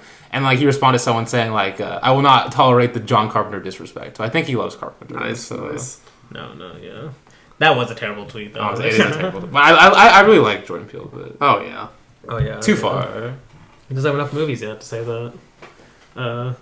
But anyway, we're kind of like, we're at the part where they actually see is this the devil? Literally? In the green slut? Like in this green It's the devil's son. Or is this the prince? It's the devil's son. Okay. And the devil's not only the person we see at the very end? Yeah. With the hand? Yeah. Okay, yes. This is the prince of darkness. Oh man, that's a What title of the movie. It's funny because if you describe a lot of this plot, it sounds kind of cheesy almost. No, you know, like the but Prince yeah, of Darkness is living in this green liquid.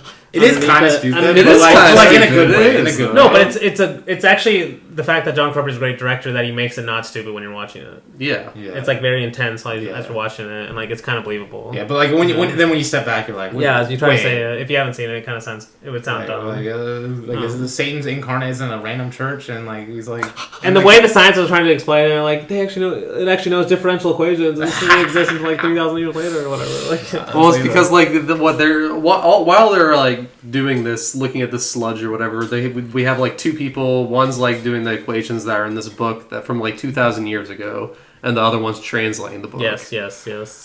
It's my shit. I love this Yeah, shit. it's great. No, it's great. No, this is like I love this type of shit. No. I like how he's trying to combine these religious and Yes. scientific people together. Because I feel like if you're like a scientist or like an archaeologist or something, or at least like something like that, like the girl that's translating, especially. Like this is kind of what you're hoping for, Yeah. like Yes. like secrets to Honestly, like what yeah. happened before, Yeah. like we even knew, or like before we could like write, Yeah. like before like recorded history essentially. Like, is there something back then? Yes. Like, could you find a book like that? Basically, No, I like how that. Like, that's so there's like cool. excitement for them at least initially before the. At least initially. Actually, we're at because at least initially it's because we're literally at the part where the first homeless attack happens, where this.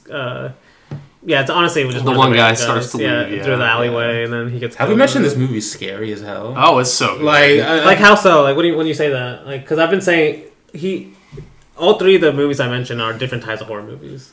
So how would you say this this one's one is definitely scary? to me? It's the most scary out of all of them. In terms of how like just atmosphere, just how or creepy, the atmosphere, gore. how creepy it is, like, and how like it's not even like jump Or do you think scare. it's It's the like you demonic see stuff, you see like something's bad about to happen, and just the fact that you're like you see a homeless person running towards someone at some point. Oh, like, yes. And that's it's brutal. That's like They're scarier than a brutal. jump them coming out of nowhere all of a sudden. Like, because like it's like the Well, it's like helpless at that dude, point. like the very end, there's like nothing more like nerve wracking than like whenever Bill or whatever his name is jumps out the window at the very end to see what the homeless people would do if he like jumped down, and then they start immediately walking after like, him, what and then the- he's like, and they're like, come on, like fuck, like there's nothing scarier than that, honestly. It's very scary. Well, actually, to me, the scariest thing in this movie is the video recording dream. Okay, yeah, that. But we're almost there. We're almost there. Yeah. But basically, yeah, you're right though. That is true. I was going to ask though, what do you think the demonic stuff has anything to do with the With the just being the scariest one you've seen, maybe, or not real. I wouldn't say the demonic thing directly. No. Okay. Because I always find like cult and demon stuff kind of just like For the most part, yes, I find it cheesy. I think it Yeah. works in this one though because he leaves it so much unknown. I guess like, true. And another thing that came to my mind when you mentioned that was, I like this kind of like of all these homeless, like especially when the homeless people start killing. Basically, this is true with all the deaths, though. Like basically how no chance anyone has. Yeah, well, you can't stop it. Like Yeah. right, That's not yes, a thing. exactly. Yeah, you just and can't that's what I'm stop saying. it. The music goes with it Yeah. perfectly. Like the music is never overplayed for the most. Like it's never too loud. It's just No, like yeah. it just I'm saying it's the same kind of beat that keeps going.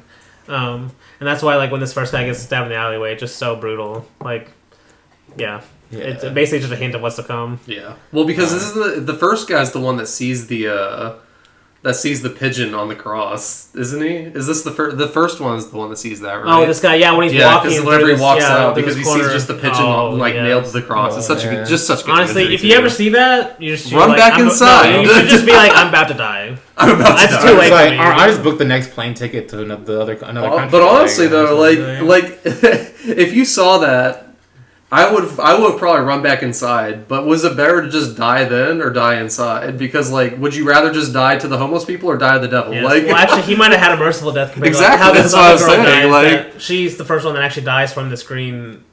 is she dead? Liquid. Is she well, dead? the Or was she possessed already one, dead? Yeah. Or no, No, she gets possessed shot right in one. the face. Yeah. But she's not like I guess her actual self is dead, but Yeah. she's still like her body's alive. Her body. Okay. she's yeah, like possessed. that's She's true, possessed, that's yeah. true. basically. Because there is The worst one is the one that he chooses, obviously. The vessel that he chooses. The cross, the one with the cross. Yeah. That she Actually, gets the worst. no, she gets no, the worst, well, I think. But Probably overall, like who would you want to be? But the Her huge, the least. huge black guy who also basically like takes a stair, like a he takes like a chair leg and cuts his own throat. a chair or leg, something. but he like you can kind of tell he's still like a little live underneath.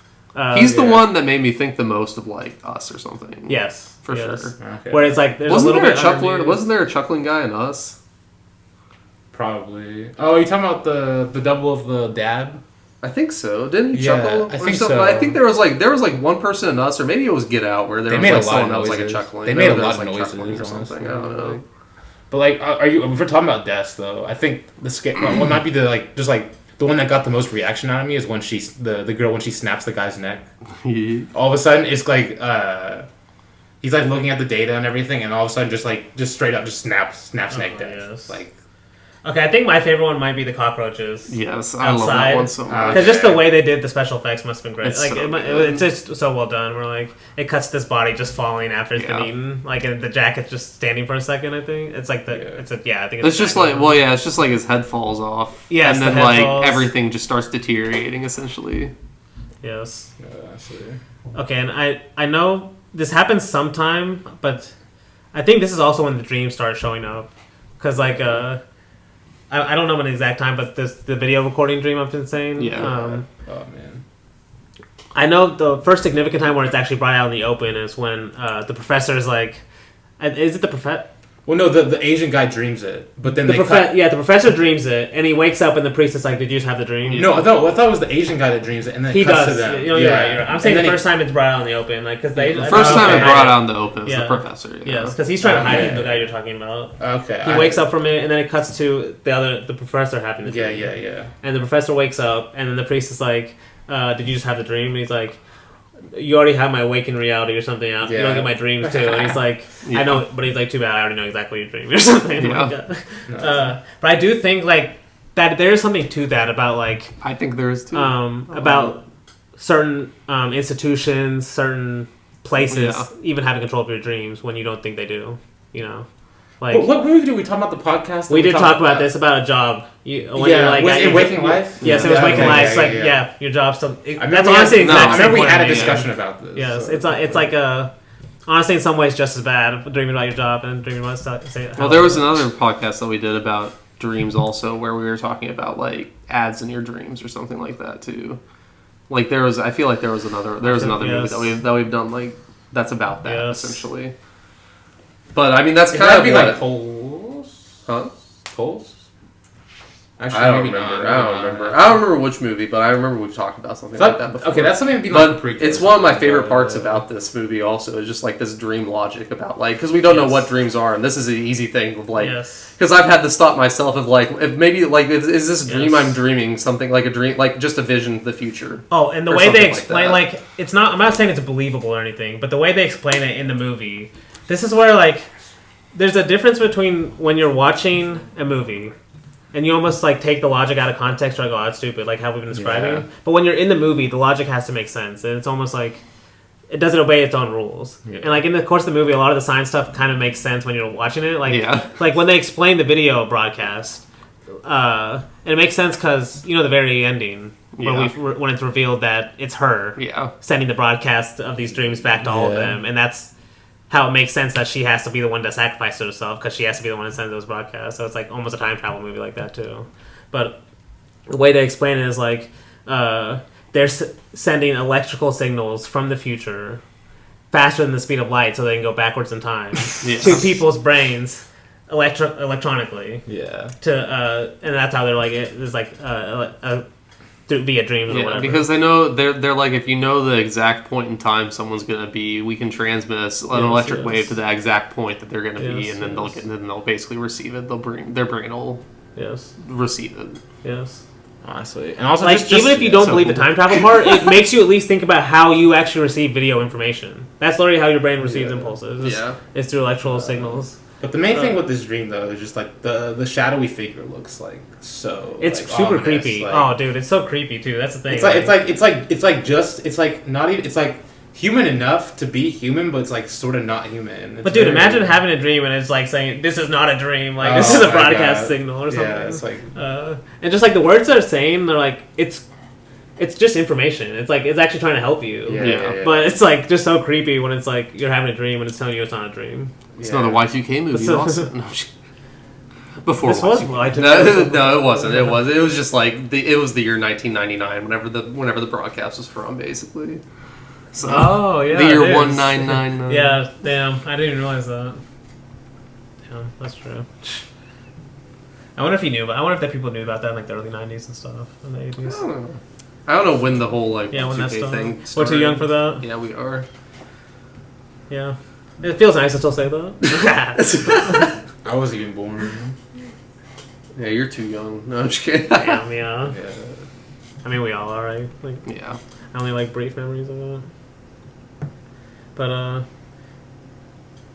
damn, where were we in the movie? We're kind of like at We were at the dream scene. But Or yeah, like the people are first getting dream killed. ones. We're not really going super in order. We're not going in order because Because- I already mentioned this. Like a lot of some of these deaths have already happened. Yeah. What I like about this that distinguishes a lot from other slasher movies is that like just the idea of like even if someone's dead, like someone dies and like it's sort of like the thing where like someone dies but they're still like there's still a factor in the story. Like it's not just they're like gone, like that they're coming back and they're like and they're almost like they become like the devil's kind of like sidekicks in a way to get other people.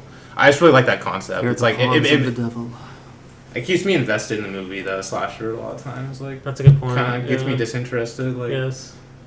yeah, but that's what I especially like about this. No, but yeah, because like the whole plan that the Prince of Darkness has is, and I honestly love all these shots because like we didn't even like mention the shot of the first girl, like how she like gets possessed is like whenever she's looking at the thing, she sees the like gravity is like reversed and the water's dripping up, and she looks up and you just see this whole like ceiling of like that green water, and then like we basically see that every time we see this the canister that they're moving around, basically because the whole reason he's trying to get more people is because he needs to move the canister up to where that girl is.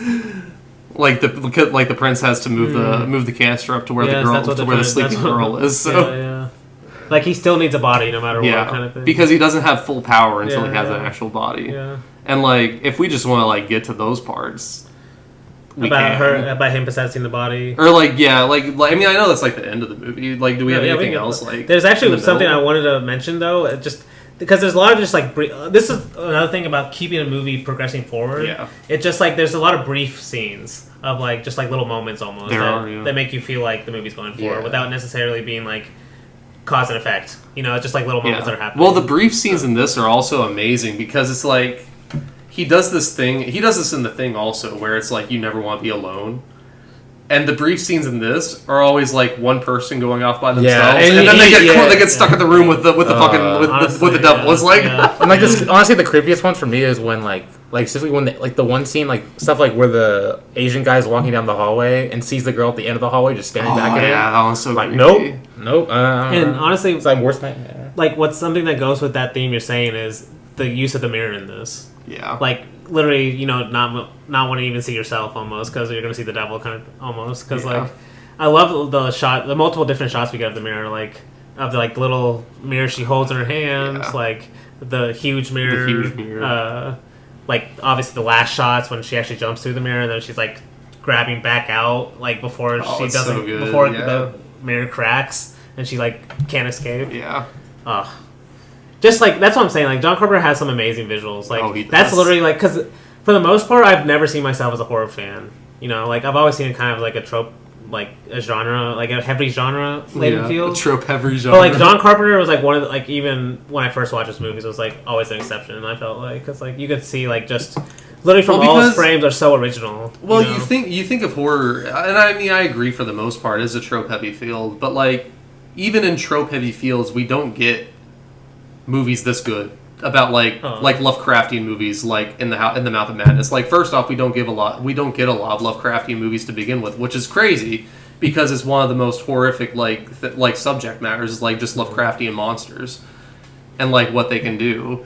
But like we never get anything like that. So like he does something like that and he does it amazingly to where like basically nothing can surpass it anymore. And then we get like religious horror movies like this, but they're not done like this. They're not done this way. I think honestly Weston mentioned this about The Shining, but like in terms of movies in the past not explaining everything versus movies nowadays feeling like they have to explain every side and you have to get like a TV show about it and all that stuff. It's like in a religious movie, you would get like clear lines of this is what the devil's trying to do and stuff. But, like in this movie, it's still like a lot of it's still unexplained. Oh, you know, the scientists are trying to explain stuff, and like you explain the plan a little bit, but like at the end of the day, like we don't know what this devil's really and trying to do. Like, I do love that because the whole point of this entire movie basically is like the church didn't want to reveal this until the science had caught up to the point to where they could explain it, and they still can't explain it. Like.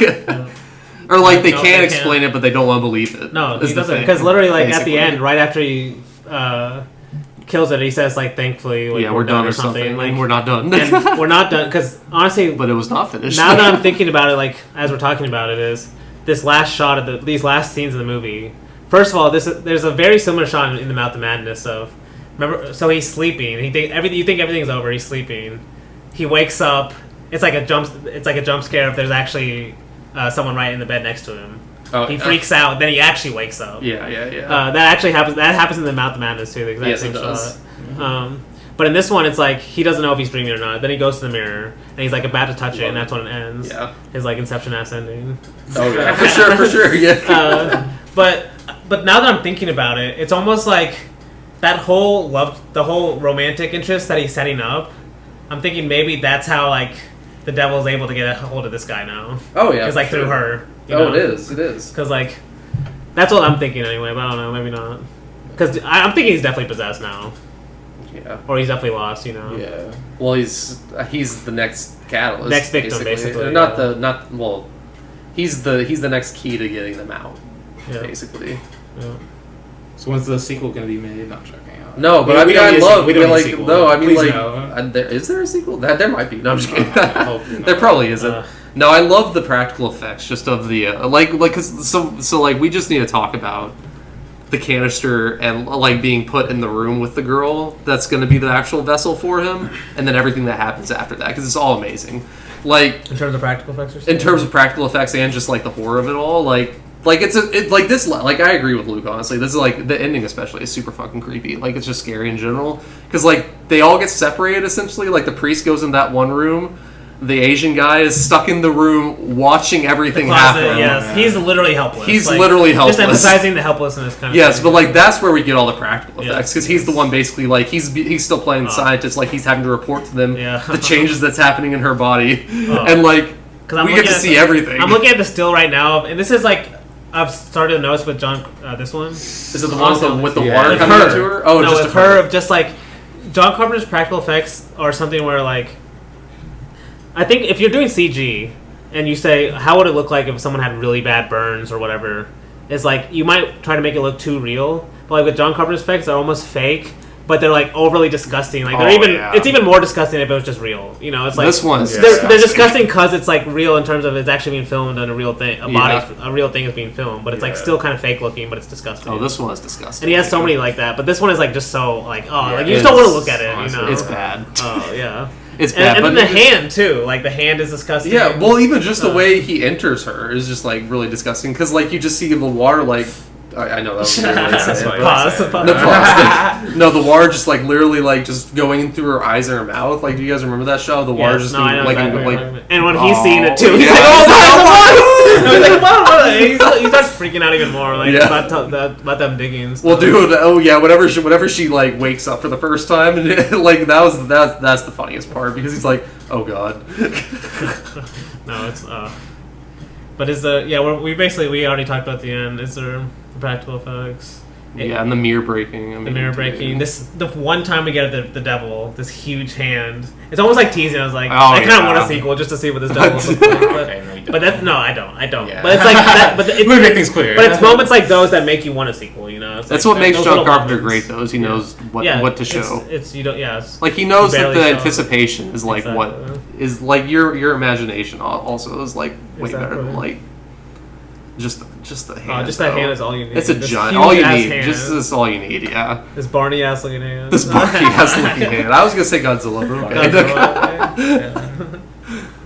We gotta review Barney on the podcast. There's a new one, right? Oh, isn't it with Daniel Kaluuya? Yeah. So that's how we're gonna. So that's John Carpenter's the thing. I'm not the thing.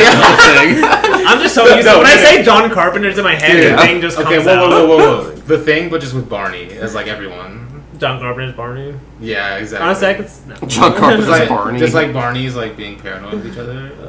Dude, why don't the studio executives hit me up? Yeah, I mean, They come all with AI. No, I'm joking. Don't do that. I mean, John Carpenter has already okayed a bunch of Halloween sequels. Like, I'm Oh sure yeah, Just for the money. Like, Yes, exactly. He's admitted. Like, He'd probably be okay with just He's paying a us king. to use his name, but Exactly. he hasn't directed. You know. exactly. We just gotta we gotta start a GoFundMe, and we got this in no time. John Carpenter's a king, man. Yes, he is. That's a good way to end this episode. But yeah, that's Prince Darkness. Great movie. Blake is surprising us about because we don't even know what he's picking yet. So Do you Blake, not? what are we? Yeah. What are we watching next week? All right, we're doing 2 J horror movies next week, 2 Japanese horror movies. And Shocker, I know. 2 Not- yeah, Shocker. shocker. No, I think the first one. Let me check this one. Are these came out easy first. for us to get, or are you going to send them to us? One of them should be fairly easy to get because it's Miike, but the second one, I don't know. I have it on DVD or Blu-ray, so I can bring it if you can't find it. But so the first one is Shinya Tsukamoto's, which you guys might know him, Tetsuo Iron Man. I haven't seen We're that. not doing that one. I don't like Oh, that okay. movie. We're not doing that one. We're doing his horror comedy, Hiruko the Goblin, Let's go. which is That's great. I love it. I don't I know what love that it. is, but- It's one of my favorites from him. I love the word goblin. Yes. It's and goblins are great in general. It's a very I think it's a hilarious movie and like my review of it is like has some of the best reaction shots in history the second movie is going to be Takashi Miike's Gozu, which get ready because that is Oh man. that's the one that I'm just already like gonna be like, okay. Okay, yes. Oh, is that the guy from this guy is in Mishima and which one The main guy, Kenji. So this guy. He's yeah, in yeah. Mishima and from Hiruko the Goblin. Yeah, this is the guy from the second one in Machine. The second Yes, I short know what you're story. talking about. Yeah. He's also in Happiness the Categories. But Yeah, but those are the 2 movies we'll be doing. Gozu is Those are going to be interesting interesting. picks, interesting picks. Oh I'm yeah, excited. they'll be fun. All right. Until next time, hope to see you floating through the clouds.